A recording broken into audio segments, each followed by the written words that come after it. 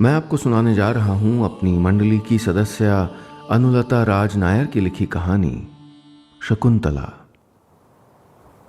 आसमान साफ था, दूर दूर तक बादल का एक कतरा भी नहीं था, लेकिन ये बादलों के गड़गड़ाहट जैसी आवाज कहां से आ रही थी और जमीन से उठता धूल का ये गुबार। भरी दोपहर में धुंधलका सा छा गया था। तभी आवाज़ तेज़ हुई और मुझे एहसास हुआ कि ये बादलों का गरजना नहीं, घोड़ों की टाप थी। दोस्तों, मैं आपको किसी युद्ध क्षेत्र में नहीं ले आया हूँ, न ही ये कहानी दो राजाओं की लड़ाई से जुड़ी है। मैं तो आपको एक सुंदर प्रेम कहानी सुनाऊंगा जिसमें न हथियार हैं न तकरार, और हार जीत का भी कोई डर नहीं है। जंगल को गुंजाते ये घुड़सवार युद्ध के लिए नहीं बल्कि शिकार के लिए निकले हैं। इनकी अगुवाई कर रहे हैं कुरुवंश के प्रतापी राजा दुष्यंत। महाभारत की कथा कुरुवंश से शुरू होती है और ये कथा उससे भी पुरानी है, लेकिन आज भी प्रासंगिक यानी रेलेवेंट है, क्योंकि प्यार का रंग तो सदियों से गुलाबी ही रहा है और इश्क की महक हर युग में उतनी ही मीठी। घोड़ों की टाप सुनकर जंगल में हड़कंप मच गया। जानवर अपनी जान बचाने को दौड़कर यहाँ वहाँ छिपने लगे। राजा दुष्यंत एक सुंदर हिरन का पीछा करते करते घने जंगल में घुसते चले गए। अब वहाँ सिर्फ उनके घोड़े के टाप सुनाई दे रहे थे। राजा ने पीछे मुड़कर देखा और मुस्कुरा दिए। आज फिर वो अपने साथियों से बहुत आगे निकल आए थे। उन्होंने गहरी सांस भरी।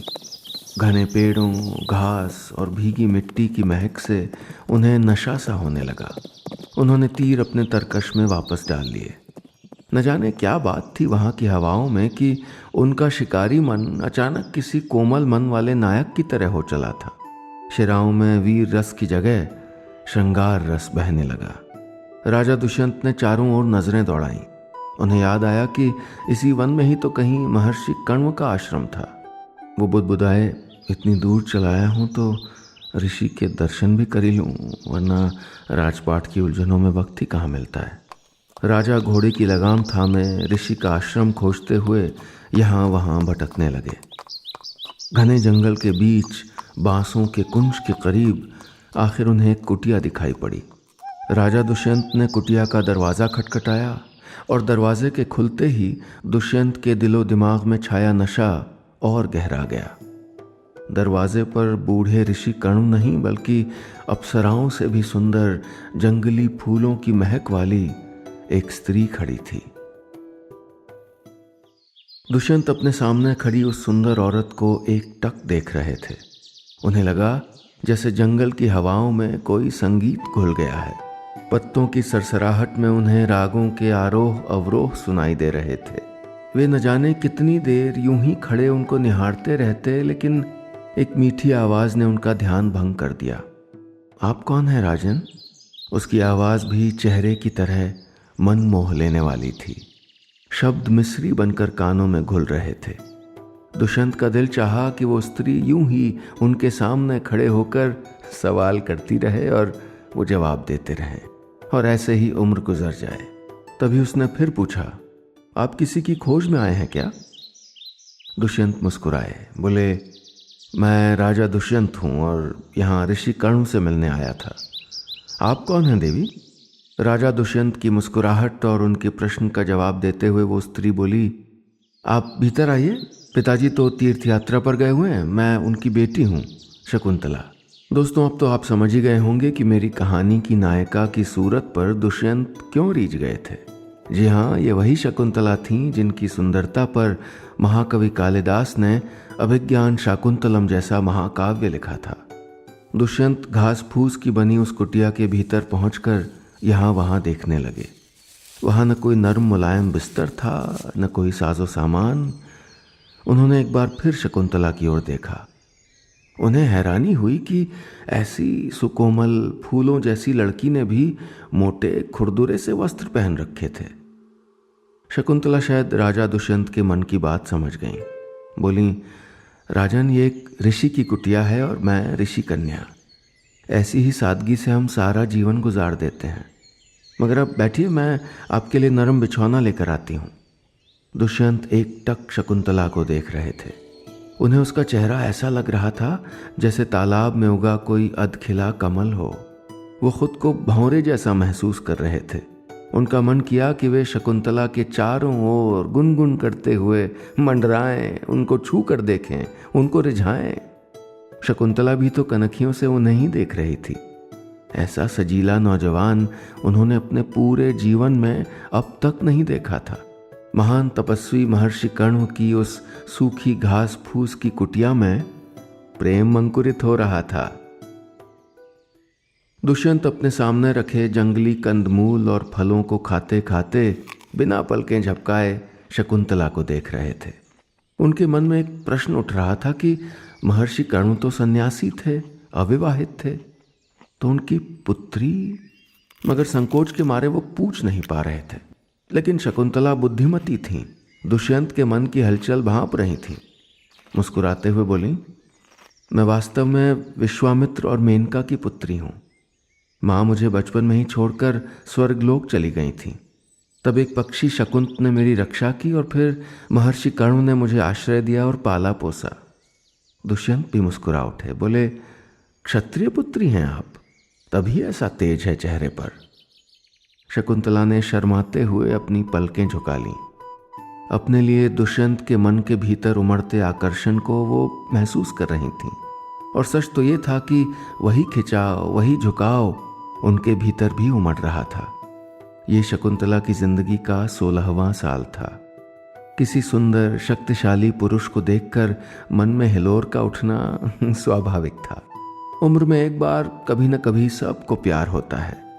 घने जंगल के बीच उस एकांत कुटिया में शकुंतला और दुष्यंत को भी एक दूसरे से वैसा ही अटूट प्यार हो गया था।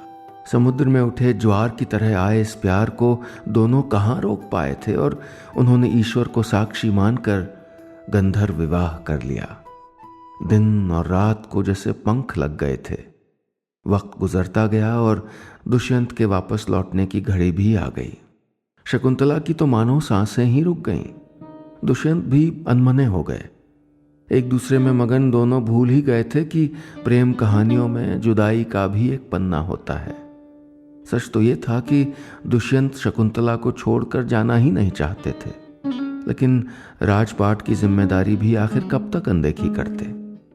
भरे मन से उन्होंने शकुंतला से विदा ली और ये वादा भी लिया कि महर्षि कर्ण के लौटते ही वो उनके पास चली आएंगी। जुदाई के पल बहुत बोझिल थे।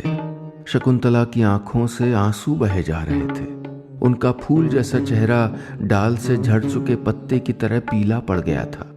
दुष्यंत ने उनकी बाहें थाम लीं और अपनी एक अंगूठी निशानी के तौर पर उनकी अनामिका उंगली में पहना दी। शकुंतला के मायूस चेहरे पर जरा सी रौनक आ गई। विदा कहना थोड़ा आसान हो गया था जैसे। दुष्यंत के चले जाने के बाद शकुंतला को अपनी जिंदगी किसी रेगिस्तान की तरह लगने लगी, जिसमें न हरियाली थी, न झरझर बहते झरने। उसके दिन रात बस दुष्यंत को याद करते हुए बीतते। जंगल में पंछियों के चहचहाने की आवाज अब उसके कानों को कर्कश लगती थी। टिप टिप करती बारिश की बूंदों में कोई संगीत नहीं सुनाई देता था। वो तो बस अपने दुष्यंत की याद में खोई रहती और अपने बाएं हाथ की उंगली में पहनी अंगूठी, जो उनकी दी हुई निशानी थी, उसको ताकती रहती। अंगूठी के नगीने में उनका अक्स तलाश थी। ऐसे ही एक दिन ख्यालों में गुम शकुंतला की कुटिया में दुर्वासा मुनि पधारे। उनके बार बार पुकारने पर भी शकुंतला अपने ख्यालों के रेशमी जाल से बाहर नहीं निकली। मुनि को गुस्सा आ गया। उन्होंने उसे श्राप दे दिया, जिस प्रेमी के ख्यालों में गुम होकर तूने मेरी अवहेलना की है, जा, वही तुझको भूल जाएगा, तुझे पहचान नहीं पाएगा। अचानक पूरा जंगल खामोश हो गया। क्षितिज पर ढलते सूरज की लालिमा भी एकदम फीकी पड़ गई। इतना बड़ा श्राप!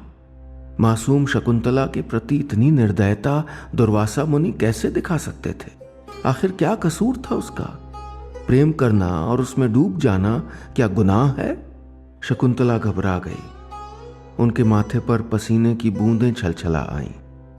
दुष्यंत को खो देने की बात सुनकर उनके दिल ने जैसे धड़कने से इनकार कर दिया। सांसों की आवाजाही थमने लगी थी। वो मुनि के चरणों में गिर पड़ी, माथा जमीन पर रख के माफी मांगने लगी। अपने सामने बिलखती उस मासूम लड़की को देखकर मुनि का दिल पसीज गया। शकुंतला आखिर उनकी पुत्री के समान थी। उन्होंने उसके सर पे हाथ रखा और बोले, शांत हो जाओ शकुंतला, तुम्हारा दुख मैं समझ सकता हूँ, मगर दिया हुआ श्राप वापस नहीं लिया जा सकता। हाँ, जब तुम उसे उसकी कोई दी हुई प्रेम की निशानी दिखाओगी तो उसकी याददाश्त लौट आएगी और वो तुमको ज़रूर अपना लेगा। शकुंतला की उतरी हुई सूरत में अचानक नूर आ गया। उसकी आंखों की पुतलियों में अंगूठी में लगे नगीने की चमक उतर आई। दुर्वासा मुनि को विदा करके शकुंतला फिर दुष्यंत की याद में गुम हो गई। ये प्रेमी भी ना सचमुच बावरे होते हैं। मिलन की आस में दिन काटती शकुंतला को एक दिन एहसास हुआ कि उसके पास दुष्यंत की निशानी एक अंगूठी ही नहीं बल्कि कुछ और भी है। दोनों के प्यार की निशानी, उनके भीतर पलती एक नन्ही सी जान। जंगल में हिरणों के पीछे कुलाचे भरती, मोरों के संग नाचती शकुंतला के पांव भारी हो गए थे।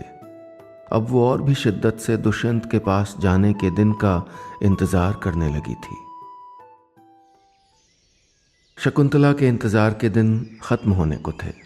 महर्षि कर्ण अपनी तीर्थ यात्रा से लौट आए थे। शकुंतला ने उन्हें राजा दुष्यंत का वहां आना, फिर उनके प्रेम और गंधर्व विवाह और फिर अपने मां बनने की बात ऋषि को बताई। दुष्यंत जैसे नेक और प्रतापी राजा को अपनी बेटी सौंपने में एक पिता को भला क्या एतराज हो सकता था। बस बेटी की विदाई के ख्याल से उनके मन का एक कोना रो पड़ा था। लेकिन ये दुनिया के दस्तूर थे और उनको भी निभाने ही थे। कुछ ही दिनों में उन्होंने अपने 2 शिष्यों के साथ शकुंतला को हस्तिनापुर के लिए विदा कर दिया। रास्ता लंबा था। शकुंतला का जी चाहा कि वो एक पंछी बन जाए और पर्वतों, नदियों, नालों को पार करती हुई झट से दुष्यंत के पास पहुंच जाए। मगर मोहब्बत के रास्ते इतने आसान कहाँ होते हैं। शकुंतला चलते चलते थक गई तो रास्ते में एक झरने के ठंडे पानी से चेहरे पे छींटे मारने लगी। तभी उसकी उंगलियों से राजा दुष्यंत की दी हुई अंगूठी सरक कर पानी में चली गई। उफ, ये मैंने क्या कर दिया। शकुंतला अपनी लापरवाही पर खींच गई। हड़बड़ाते हुए उसने पानी में यहाँ वहाँ हाथ मारा, लेकिन अंगूठी कहीं नहीं मिली। उसके साथ चल रहे शिष्यों ने पानी में डुबकी लगाकर खोजा, लेकिन कुछ हाथ नहीं आया। उदास होकर शकुंतला फिर चल पड़ी। उसकी उंगलियां खाली थीं, लेकिन दिल में मोहब्बत की उम्मीद अभी बाकी थी। पसीने से तर थकी मांदी शकुंतला जब राजमहल पहुंची तो राजा दुष्यंत को देखते ही उनके भीतर प्रेम उमड़ने लगा। चेहरा मिलन की कल्पना से गुलाबी हो गया। लेकिन ये क्या, राजा की आंखों में ऐसा खालीपन। चारों पहर उनको आगोश में समेटे रहने वाला आज उनको अजनबियों की तरह देख रहा था। शकुंतला ने उन्हें कर्ण ऋषि के आश्रम में बिताए दिनों की याद दिलाई। उन रातों का स्मरण कराया जो दोनों ने तारों भरे आकाश के नीचे जागते हुए बिताई थीं। उसकी बातें सुनकर दुष्यंत के माथे पर बल पड़ रहे थे। शकुंतला ने घबराकर अपने प्यार की दुहाई दी, अपने बेटे के सर पे हाथ रख के सौगंध खाई, मगर राजा को जब कुछ याद ही नहीं था तो वो उसको स्वीकारते भी कैसे। अपमान और दुख से डबडबाई आंखों से वो दुष्यंत की ओर देखती रही, मगर कोई फायदा नहीं हुआ। ऋषि दुर्वासा का श्राप खाली नहीं गया था। दुष्यंत शकुंतला को भूल चुके थे। शकुंतला को मुनि की बात याद आई और उसने अपनी अनामिका उंगली में अंगूठी को टटोला, मगर वो भी वहां कहाँ थी। वो तो झील में तैरती मछली के पेट में जा चुकी थी। शकुंतला हताश होकर बुदबुदाने लगी, कहाँ जाऊं अब, पिता के पास भी कैसे लौटूं। तभी महल में जोरों की बिजली कौंधी। एक तेज रोशनी से सबकी आंखें चुंधिया गईं और अगले ही पल शकुंतला अपनी मां मेनका के पास थी। मेनका ने शकुंतला को कश्यप ऋषि के आश्रम में छोड़ दिया, जहां वो अपने उदासियों भरे दिन बिताने लगी। पिता के प्यार और संरक्षण के बिना उनका बेटा भरत बड़ा होने लगा था।